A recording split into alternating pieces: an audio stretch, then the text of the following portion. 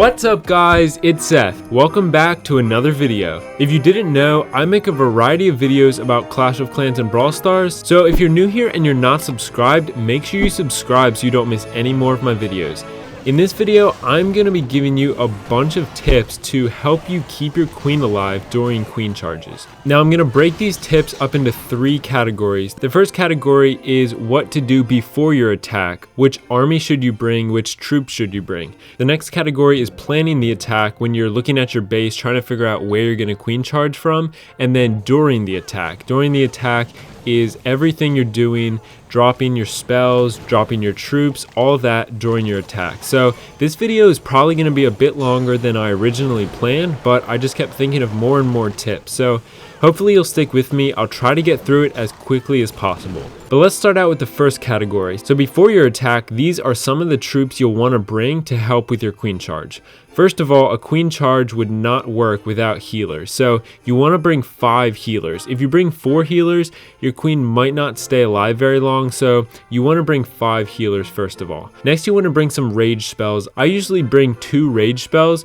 and that'll just help keep your queen alive while she's under heavy fire. Next, you can also bring an invisibility spell. If you bring an invisibility spell, you can use it in a couple different ways. The first way is if your queen is about to die to a defense, you can drop the invisibility spell onto your queen, which will make her invisible to all the defenses so she can heal back up. The second way you can use the invisibility spell is if you didn't funnel properly and your queen starts to walk around the base, you can use the invisibility spell to make buildings invisible to her so that she'll go back into the base. I don't usually bring an invisibility spell, but it's definitely a good option to help keep your queen alive. And then if you're at Town Hall 12 or 13, you should bring headhunters. I usually bring 2 headhunters, and those will obviously be used when your queen is going up against the enemy heroes, especially the enemy archer queen. She can take a lot of damage, and the headhunters will help you take down enemy heroes very fast and keep your queen from taking too much damage.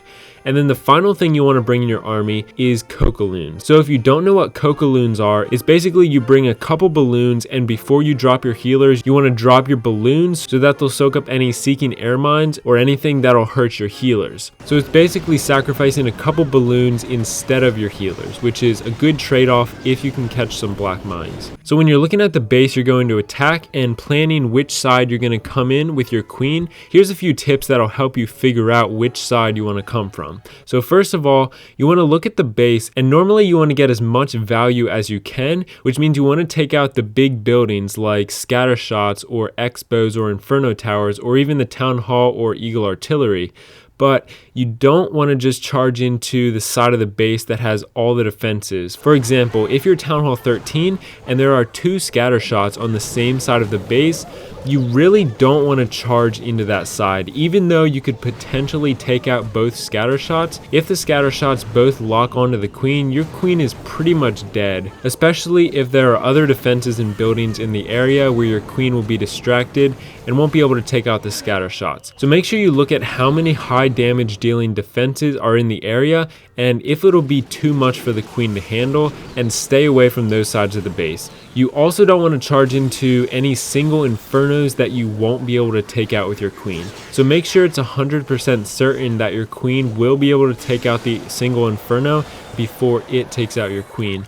Even if it looks like she'll be able to, there might be skeleton traps or the clan castle that'll distract the queen while the single inferno locks onto her, and at that point your queen is pretty much dead. And also, make sure you're not going to be dropping your healers near any air defenses, because if the healers get near an air defense and the queen doesn't take out the air defense in time, it's going to wreck your healers, and then your queen's not going to have as much healing and she's probably going to die. So now that you have your army and you've planned your attack, once you start attacking, you want to first of all make sure you drop your Coca-Loons before your healers. I normally bring 2 balloons, and you have to make sure you always drop them before you drop your healers. So when you're making your funnel, you'll typically use your king, and with this army that I'm using a siege barracks. So out of this siege barracks is going to come a P.E.K.K.A. If the P.E.K.K.A. comes alongside your queen, most likely the P.E.K.K.A. is going to be taking the damage, and that means your healers are going to switch to the P.E.K.K.A. The same thing with your king. If your king is funneling for you,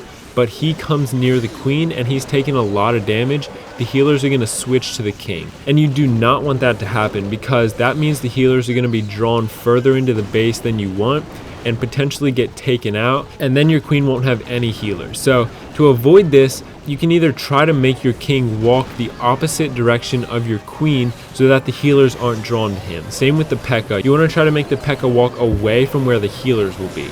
If they do walk towards your queen, I usually delay my healers until the P.E.K.K.A. and my king die. If you're not able to do that, it's going to be a little tricky, but if you can delay dropping your healers until the P.E.K.K.A. and king are out of the way or dead, that will help you a lot, because you do not want the healers to switch. So now once you have your queen going into the base with the healers healing her up, if she starts to take heavy fire, this is where the rage spells come in. If your queen is getting really low and your healers can't keep up with the damage she's taking, drop a rage spell and make sure that the rage spell covers the queen and the healers. Most of you probably know this, but it's essential to keeping your queen alive. You gotta drop the rage so that it covers both the healers and the queen, because the queen will be doing more damage and the healers will be healing more from the rage spell. So like I said before, I normally take 2 rage spells. You'll use the first one when the queen starts taking damage at first, and then save the second one for any other time the queen might be taking heavy fire. The other time you should use a rage spell is if the queen is taking out a high HP building like the town hall or the eagle artillery. That'll just help her take out the building faster and keep moving on to other buildings. And then the final thing you want to do during your attack is be ready with your headhunters whenever your queen is getting near the enemy heroes. You should drop your headhunters a few seconds before the queen actually gets to the heroes and starts fighting them, because that way the headhunters will have time to get into the base and target the heroes before your queen starts taking damage. So that'll help out a lot with taking out heroes, especially the enemy archer queen, because she can do a lot of damage. Now, queen charges will take a lot of practice, and you probably won't be able to keep your queen alive the very first time you try. So if your queen does die, don't panic.